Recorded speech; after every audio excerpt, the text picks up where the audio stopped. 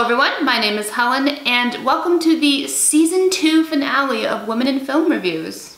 It has been an exciting journey and we have covered many films and directors across so many genres. And today, as it's my last video before my Christmas break, I wanted to sit down and talk to you about one of mine and my husband's favorite holiday films, well, The Holiday. Yes, Nancy Meyers is making another appearance in this series. In fact, if you haven't seen my review of Parent Trap from Season 1 of Women in Film Reviews, you can go ahead and check that out right now and come back here when you're done. The Holiday was released on December 8th, 2006 in the United States, and though it sits at a current 50% on Rotten Tomatoes, it is now widely regarded in the years since as a holiday classic. How many times can I say holiday in this video? I really should just have Holiday by Little Mix playing over the top of this. Cut that, Helen. The film was also a moderate box office success, grossing about $205 million on an $85 million budget. The Holiday centers on two women, the British Iris, played by Kate Winslet, and the American Amanda, played by Cameron Diaz,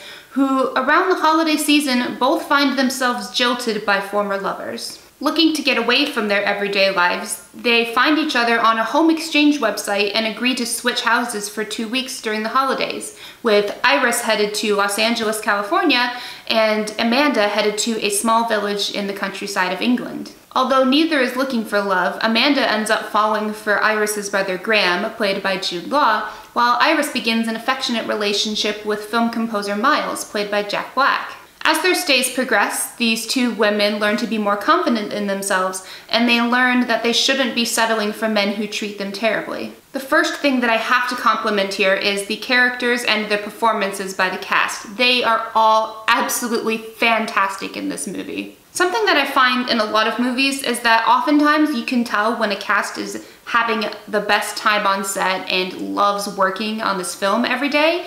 And in other movies, you can tell when people aren't really having a good time and there's a lot of tension and they're just there for a paycheck. This film definitely falls into the former category. You can tell that everyone is just having the greatest time putting the story together and is so comfortable in their own skin. While Cameron Diaz had done her fair share of romantic comedies by this point, for Jude Law, Kate Winslet, and Jack Black, this type of movie was a relatively new experience for all of them, and they were all very much cast against type. Kate Winslet in particular was super excited to do this movie after being in a long string of period pieces. And she absolutely nails it in this movie, portraying Iris's turn from an insecure, jilted lover to a confident woman. Cameron Diaz is also very lovely as Amanda, and she also leans into the physical comedy of her character quite a bit, especially in that scene where she's just dancing to Mr. Brightside alone in her cottage.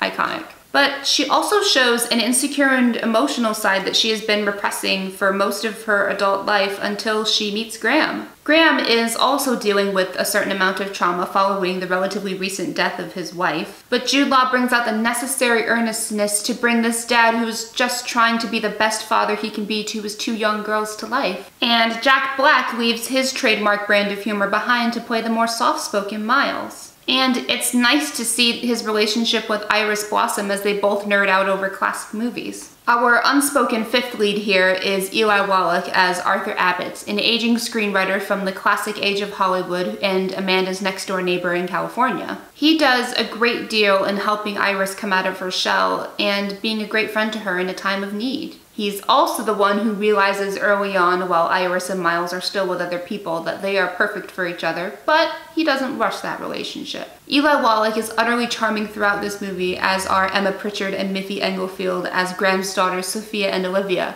who do their own part in making sure that Graham and Amanda end up together. And then, of course, there is Rufus Sewell as Jasper, Iris's former lover who insists on remaining part of her life even after he has cheated on her and gotten engaged to another woman. He is such a slimeball, purposefully contacting Iris on a vacation where she is meant to get away from him, and that makes the moment that Iris finally tells him off for the schmuck that he is all the more satisfying. I should also mention that if you pay attention, you can spot John Krasinski and Kathryn Hahn in small roles before they became big stars in their own right. And there is also a reunion of sorts, a mini one to be fair, but Lindsay Lohan does make a cameo in the fake trailer that Amanda is putting together at the beginning of the film, which of course reunites her with her former Parent Trap director, Nancy Meyers. And of course, it being a Nancy Meyers film, the production design on both sides of the pond is absolutely fantastic. The California settings are so warm and inviting and bring out this joyful and breezy side of Iris that we can tell she has just been waiting to experience. Very jealous of Amanda's movie library, by the way. Conversely, the English village that Amanda arrives in perfectly encapsulates her status as a fish out of water. Although I do have to say, it does fulfill a few stereotypes that Americans might have about English quaintness. The cottage itself is absolutely lovely, and the environments become more and more welcoming as Amanda finds herself more and more at home. And both the American and British settings are in their own way conducive to the burgeoning romances that develop there.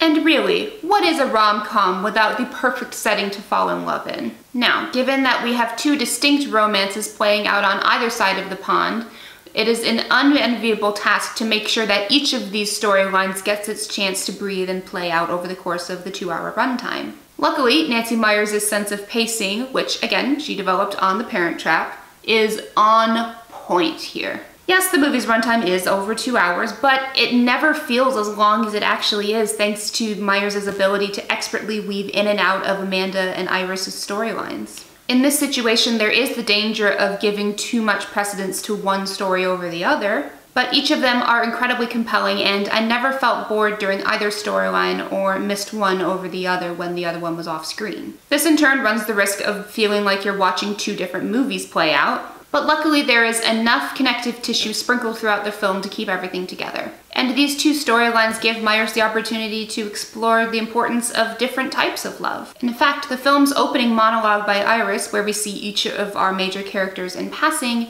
acts as sort of a thesis statement for the types of themes that Nancy Meyers is going to explore here. It being a rom-com, romantic love is a given, but even that is broken down in different ways. Amanda and Graham's romantic and sexual relationship begins almost immediately after they meet on the first night that Amanda arrives in England. Iris and Miles, on the other hand, develop a deep friendship after initially meeting before finally ending up together at the end of the film. Both are equally valid types of relationships, and they both happen all the time. Meyers also explores the toxicity of Jasper's relationship with Iris through his inability to let her go, and in doing that further highlights what a good match that Miles is for Iris, whether they become romantically linked or just good friends. The importance of friendship is also reflected in Iris and Miles' friendship with Arthur. And refreshingly, I might add, in an industry that is incredibly ageist and almost always casts younger women to play opposite older men, there is not a hint of any romantic relationship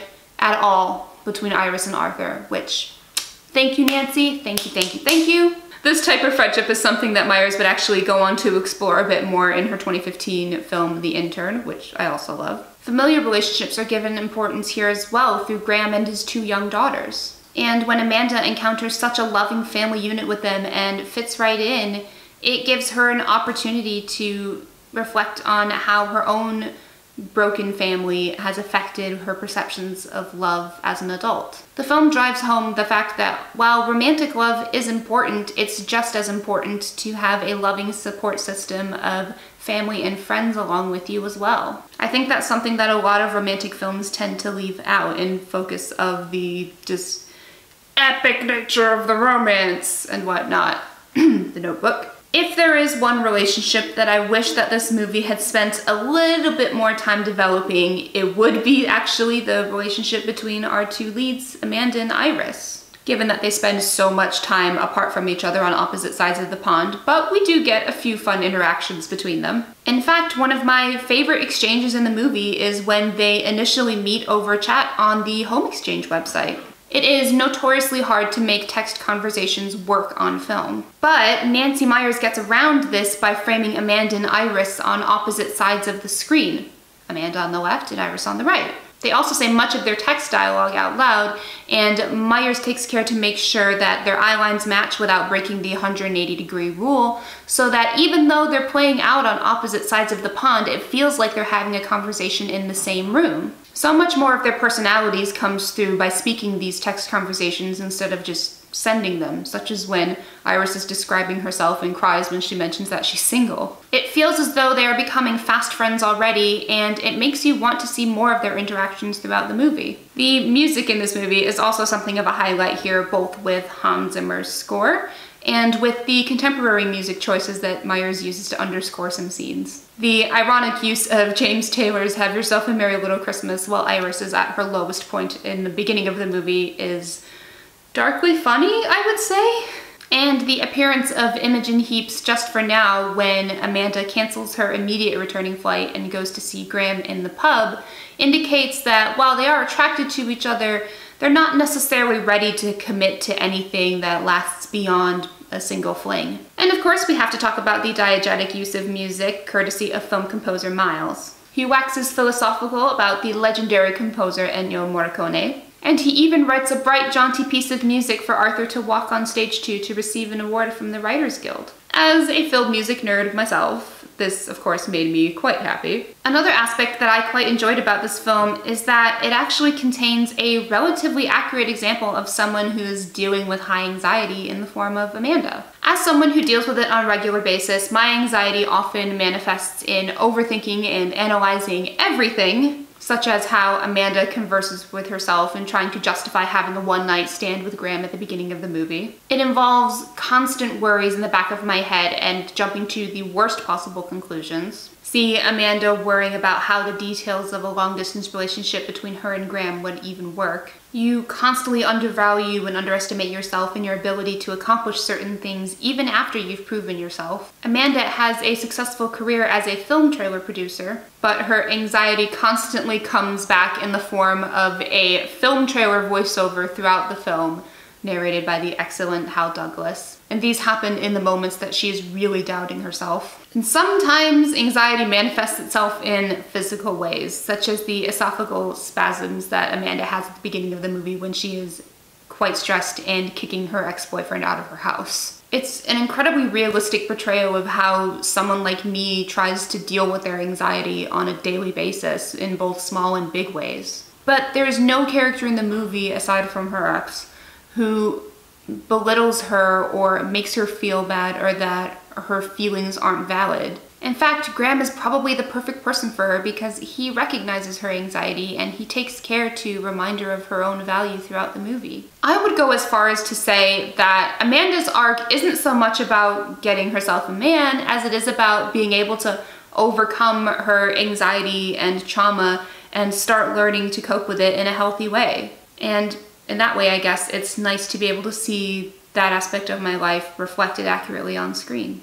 So, yeah. The last huge positive that I would like to touch on in this movie, it seems like a really insignificant one, but Amanda and Iris are successful career women throughout this movie, and neither of them is villainized for it. Yes, they are both struggling a bit in their romantic lives at the beginning of the movie while in turn having successful work, but Nancy Meyers makes sure that we know that the thing that is holding them back in their lives is not their jobs, but by the men who have been treating them so badly. Both Iris and Amanda's exes treat them terribly and belittle them in every interaction and make it feel as though it's their fault that the relationship isn't working. The actual problem is that Iris and Amanda haven't yet found the partner that is going to treat them with the love and respect and the value that they truly deserve. And it's heartbreaking in particular to hear Amanda feel so self-conscious about the way that she has sex because her ex made her feel bad about it. So it makes it even more satisfying when our two leading ladies fall in love with the men who will treat them respectively, Graham and Miles. And it's also all the better that there is no indication that Iris or Amanda is going to give up their successful careers in order to be able to sustain a relationship.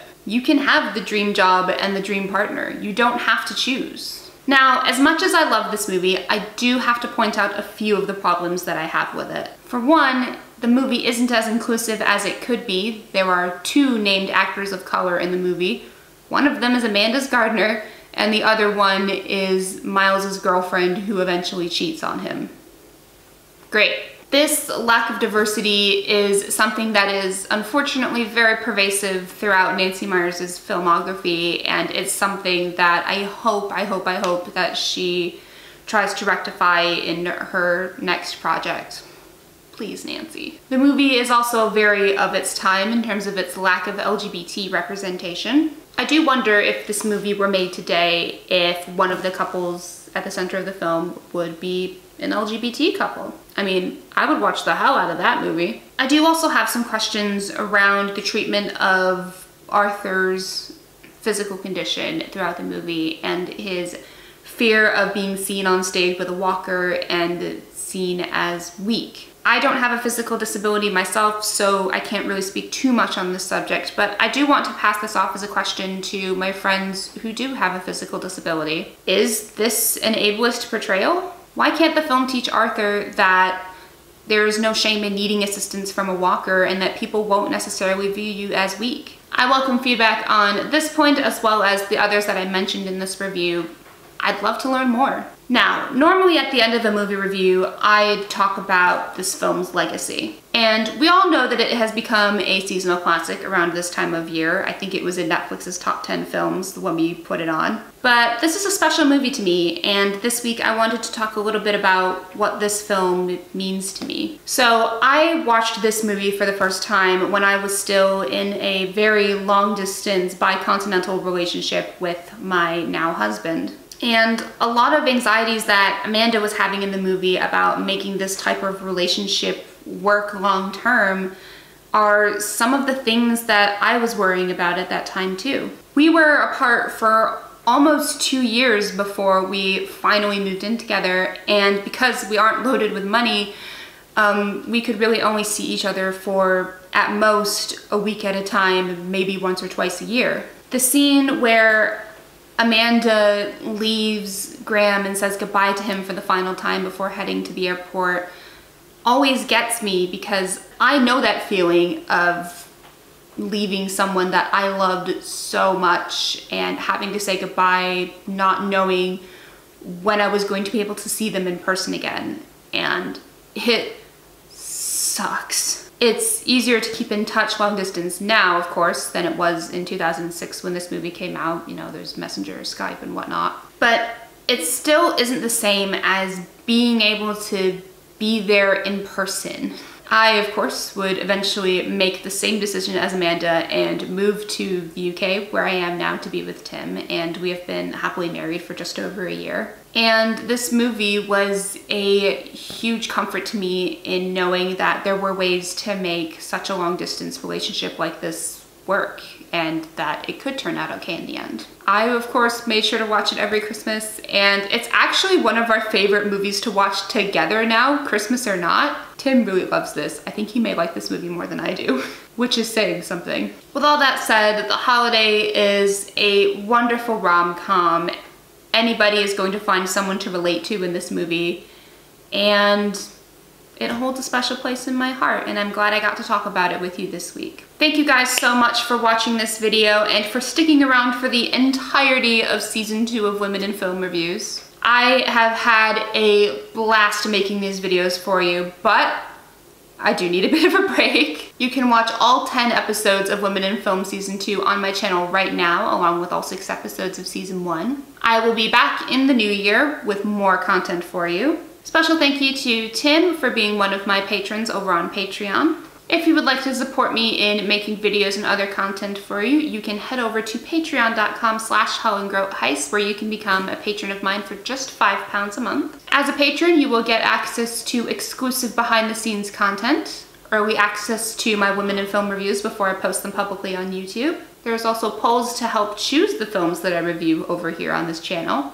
And there are also patron-only movie commentaries done by myself and Tim that go up each month. December's movie commentary will be, of course, for the classic animated film Arthur Christmas, which I actually just reviewed for Women in Film Reviews 2 weeks ago, so you can go check that out. That commentary will be up a couple of days before Christmas, so you'll have plenty of time to find the movie and go ahead and watch it with your family and with us. It's one of our favorites. Make sure to check out all of my work in one place at my very own website, helen-groteheist.com. You can subscribe here on my main channel to find out when Women in Film Season 3 will be coming to your screens. You can also subscribe to my second channel. Both of those links will be in the description down below. Make sure to follow me on Twitter, on Instagram, on my Facebook page. Again, everything down in the description. Thank you again for joining me on this film journey. It means a lot to me, and I'm glad I get to share some movies that I love with you guys and hopefully introduce you to some